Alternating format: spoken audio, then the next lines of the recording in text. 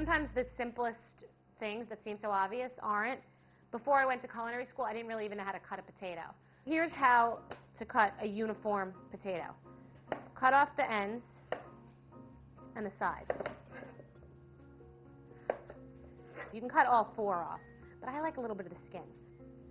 And now you just go straight down. And now you can stack them. And be careful your knife doesn't slip, because potatoes slip around, they're starchy, so you get a good grip. Do your bear claw grip. I mean, they look like French fries. You eat with your eyes, so it's good to make something look appetizing.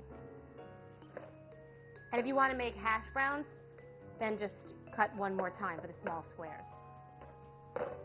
Now that you've cut these perfect French fries, take your other pieces and you decide. You don't have to use them. I don't waste anything, so I'm going to cut them individually. Those you could use and put aside for hash browns or something different. It depends. I'm not fancy, so I don't waste a thing. So my oven is now preheated to 425. This is a tablespoon of oil, literally like that. That was maybe a tablespoon and a half. It has to be coated. Move it around and make sure the oil is everywhere. And you can add whatever you want. You could put rosemary, you could put Italian herbs, garlic. You could put whatever you actually have. You could put seasoned salt, jerk seasoning. I'm one of those people that opens up the cabinet and then just decides what to do. So this is a very simple, classic way to go. So teaspoon of salt and pepper. This is pepper. A teaspoon of pepper. And use more if you like pepper. I like pepper. I like pepper. I like salt. That's a teaspoon. I would also put crushed red pepper in here. That would be very good. Teaspoon of salt. You could use garlic salt. Oh, spices, by the way. You really need to renew your spices. You need to get new spices. I bet you anything that you're watching and that your spices have been in your cabinet since you moved into your house. Because everybody has that great spice rack that is now graying, and the spices smell sort of like nothing, and you use them and you think you're doing something, and they are not vibrant. They're already dried spices, so you're already behind the 8 ball, because fresh herbs is the way to go.